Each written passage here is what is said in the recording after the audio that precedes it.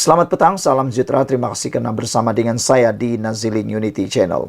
Kejutan demi kejutan besar berlaku selepas PRN dilangsungkan. Dan terkini, Parti Muda mengakui sukar bergerak secara solo selepas semua kerusi yang mereka tandingi baru-baru ini berprestasi buruk. Lim Kit Siang mengatakan bahawa hilang deposit di semua kerusi. Lim Kit Siang menggesa Muda menyertai DAP. Apabila ini berlaku, apa yang akan berlaku seterusnya, kita menunggu. Lim Kit Siang menggesa Muda agar menimbang untuk menyertai DAP susulan prestasi buruknya dalam PRN semalam. Veteran DAP itu berkata, tiada pilihan lain di saat negara berdepan pilihan antara benar dan salah dan antara peluang untuk bangkit menjadi negara kelas dunia atau terus menjadi negara yang terpecah, gagal dan keruh. Saya telah sebut yang saya kagum dengan idealisme calon-calon muda walau semuanya hilang deposit, katanya dalam kenyataan hari ini. Lim menasihatkan mereka agar tidak kecewa dengan keputusan semalam. Saya ingin cadangkan agar mereka iaitu Parti Muda meneroka kemungkinan bergabung dengan DAP, katanya sambil menegaskan itu hanya pandangan peribadi dan bukan tawaran rasmi daripada DAP. Bergantung kepada kepimpinan DAP dan Muda untuk memutuskan perkara ini, katanya lagi. Dalam PRN semalam, gabungan PH dan BN mengekalkan kemenangan 3 negeri, Selangor, Negeri Sembilan dan Pulau Pinang, namun dengan bilangan kerusi yang lebih rendah. Mengulas perkara itu, Lim Kit Siang berkata, penting untuk kerajaan pimpinan Perdana Menteri Anwar Ibrahim menangani kebimbangan dalam soal ekonomi yang membawa kepada kemenangan PN di banyak kerusi di 6 negeri. Untuk itu, dia menggesa Anwar agar menggunakan sidang khas Parlimen bulan depan untuk memulakan agenda ekonomi madani sebagai tanda kepada perubahan dasar dan reformasi institusi yang akan memberi manfaat kepada semua rakyat Malaysia. Saudara-saudara sekalian, saya juga berpendapat bahawa cadangan daripada Lim Kit Siang ini adalah cadangan yang amat baik sekali untuk dipertimbangkan oleh Presiden Muda iaitu Syed Saddiq Syed Abdul Rahman. Dengan penggabungan DAP dan juga Muda ataupun Muda mengikuti DAP, ini akan memberikan satu percikan baru kepada DAP yang mana memerlukan kepimpinan-kepimpinan orang muda. Saya fikir seperti yang telah diakui oleh pemimpin muda bahawa pergerakan secara solo adalah sukar untuk mereka memenangi selepas mereka hilang semua deposit di semua kerusi. Maka dengan itulah saya fikir tiada masalah untuk Parti Muda memikirkan, mencari, meneroka cara baru untuk mereka benar-benar relevan dalam dunia politik di Malaysia. Kerana kita ketahui, politik di Malaysia ini adalah politik yang sangat unik, yang mana para pengundinya akan mengundi bukan berdasarkan ideologi, tetapi mereka akan mengundi berdasarkan parti politik. Itu sudah ketara dan kita tahu dan memang tidak boleh dinafikan. Jadi untuk membuat ideologi yang lebih kuat, saya fikir Muda patut bergabung dengan parti-parti yang sedia kuat seperti DAP maupun PKR ataupun Amanah. Jadi dengan ini kita harap Parti Muda dapat memikirkan penerokaan baru yang telah dicadangkan oleh Lim Kit Siang ini. Apa pendapat kamu semua? Kalau anda mempunyai pendapat yang hebat, yang luar biasa untuk politik Malaysia, sila tinggalkan komen anda dalam ruangan komen, berikan pendapat anda tentang isu kali ini. Adakah anda setuju Parti Muda bergabung dengan DAP untuk lebih kuat membawa ideologi mereka? Kerana kita tahu dalam pilihan raya baru-baru ini memang luar biasa ideologi yang dibawa oleh Parti Muda ini, namun mereka tidak mampu menandingi kepopularan popularnya parti-parti lain, gabungan-gabungan yang lain yang bertanding, terutamanya Perikatan Nasional, Pakatan Harapan dan Barisan Nasional. Jadi kalau Parti Muda bergabung dengan parti yang sudah popular sedia, saya fikir ideologi yang dibawa oleh Parti Muda tidak akan menjadi masalah dan pasti akan membawa kemenangan yang baru untuk Parti Muda. Sekian dulu Malaysia kita punya, kita jaga sama-sama, cintai Malaysiaku. Bye-bye. Selamat petang, salam sejahtera. Terima kasih karena bersama dengan saya di Nazilin Unity Channel. Ini satu kejutan selepas 12 jam diumumkan keputusan PRN di Terengganu. Apa yang menariknya di Terengganu ialah Parti PAS ataupun Perikatan Nasional sapu habis. Tidak ada satupun pembangkang menang di Kerajaan Terengganu.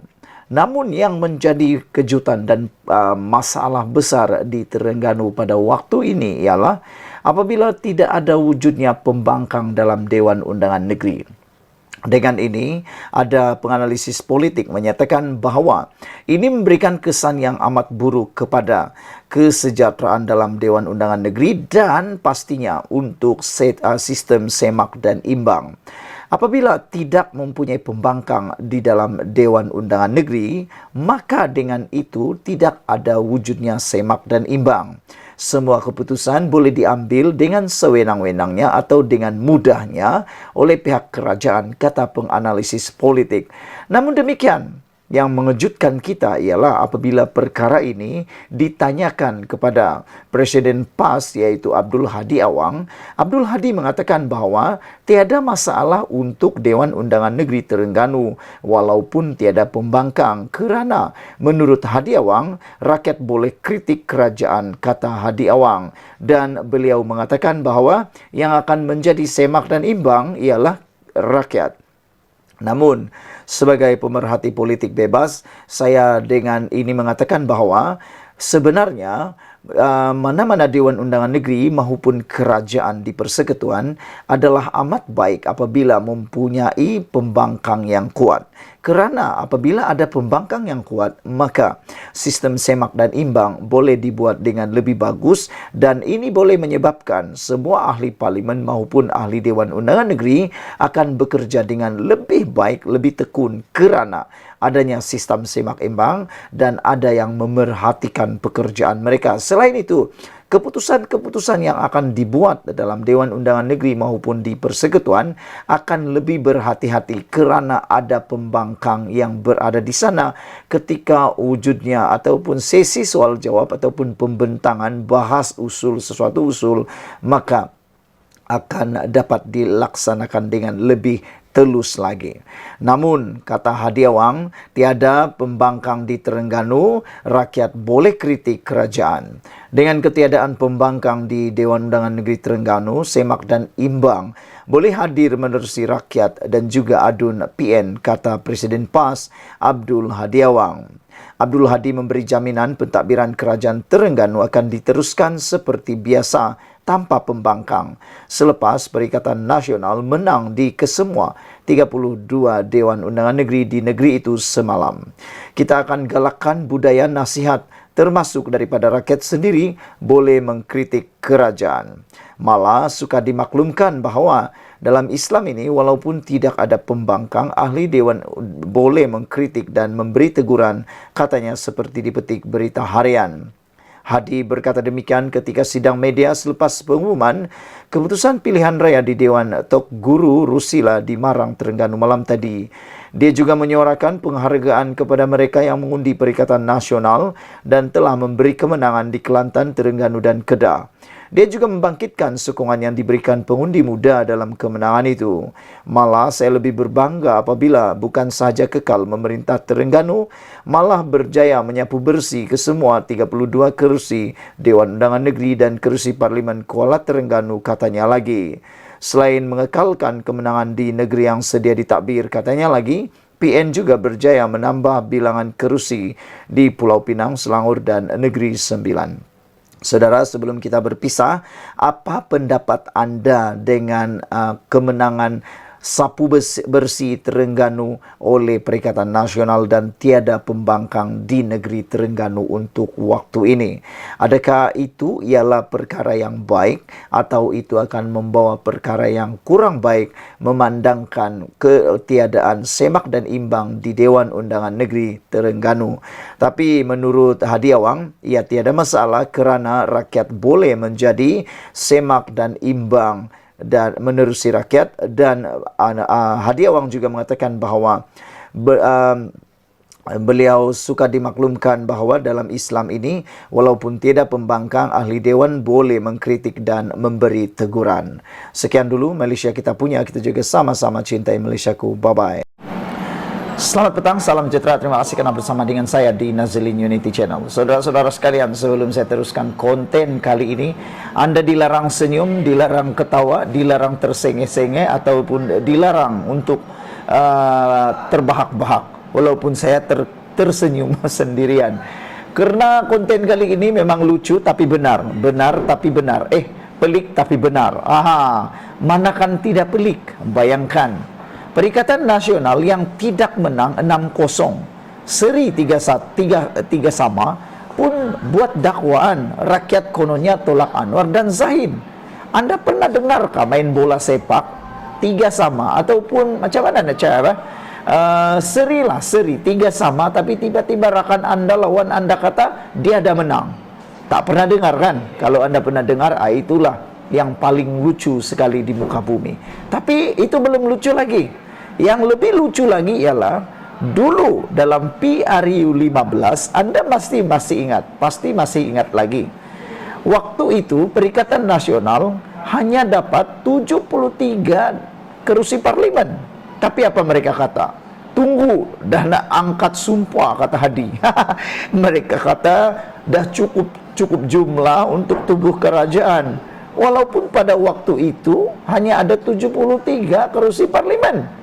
Bukankah itu sesuatu yang lucu? Kali ini biasalah, sejarah berulang lagi.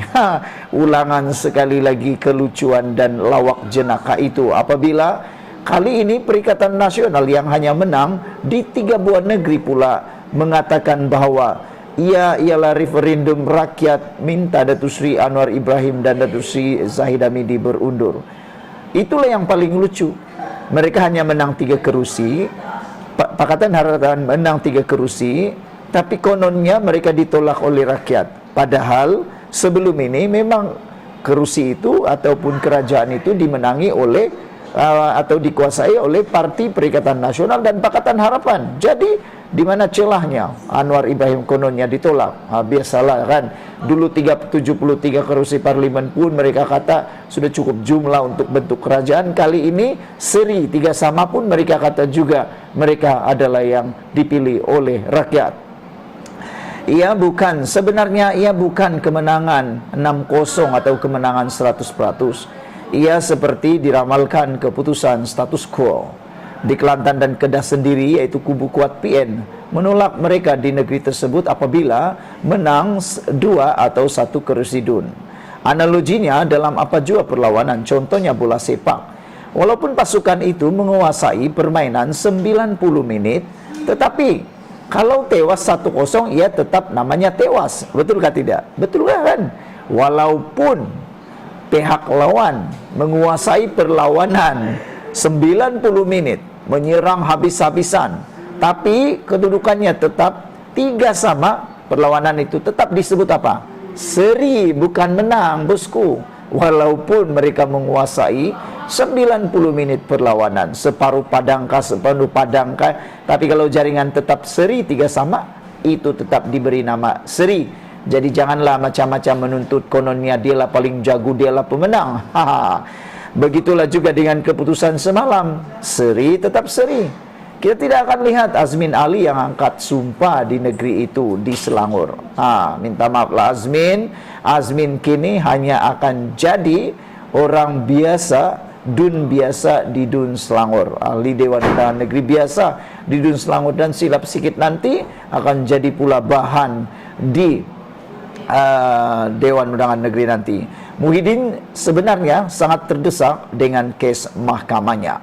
Jika kerajaan ini kekal dan jika dia dapati bersalah, pastinya Muhyiddin meringkuk dalam penjara. Disebabkan itu Muhyiddin dilihat terdesak untuk menjatuhkan kerajaan ini.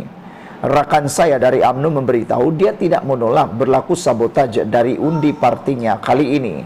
Contohnya, undi PH di DUN Hulu Kelang meningkat, tetapi menjadi persoalan, kemanakah undi BN sebanyak 10,000? Betul atau tidak? Dalam PRU atau PRN sebelum ini, BN dapat 10.000 di Hulu Kelang.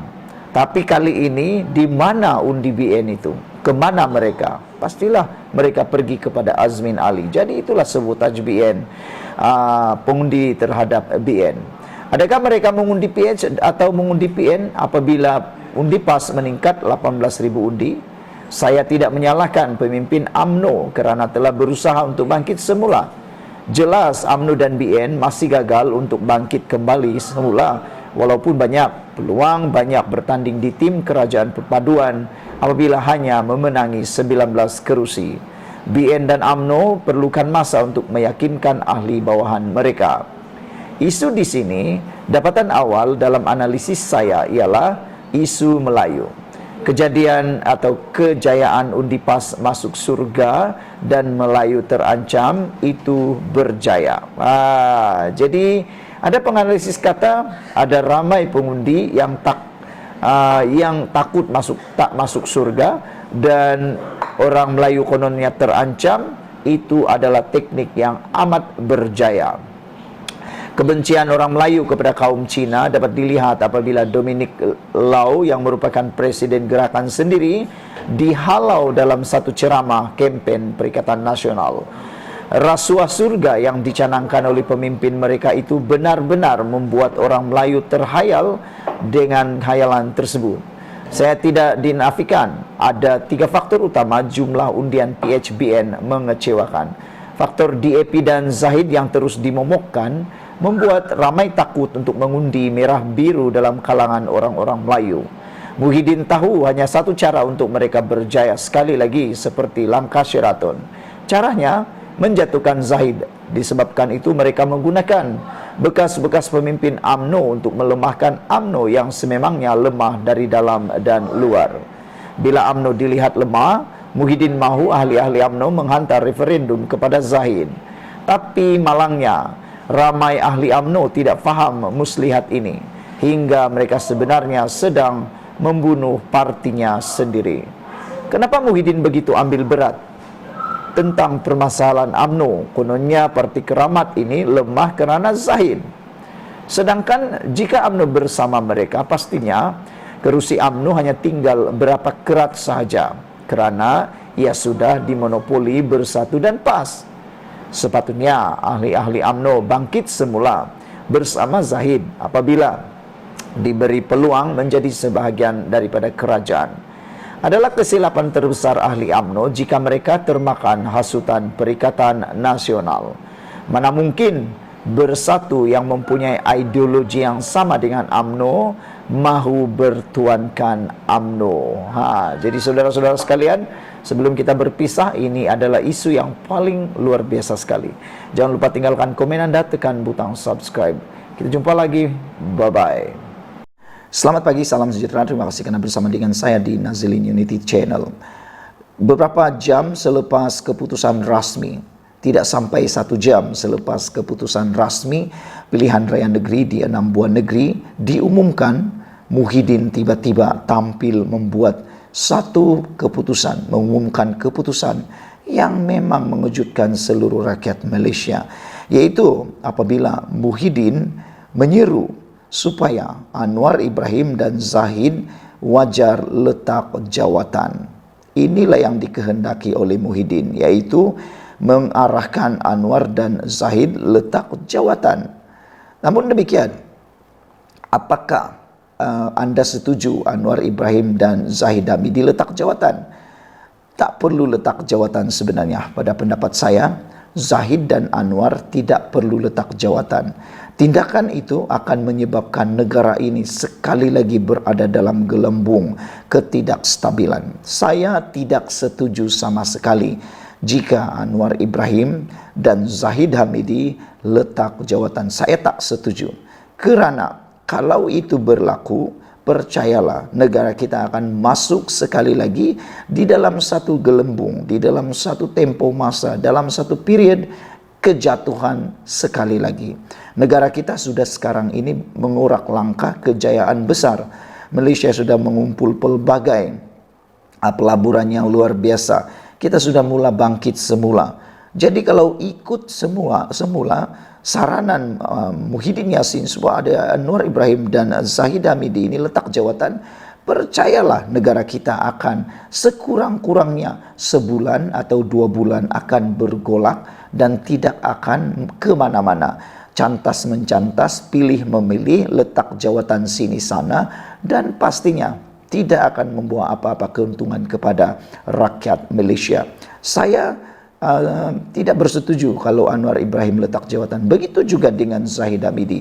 Sekiranya Zahid Hamidi letak jawatan, pasti akan ada plot membawa Barisan Nasional keluar daripada kerajaan perpaduan. Apabila Barisan Nasional keluar daripada kerajaan perpaduan, ini akan mengheret sekali lagi kuasa,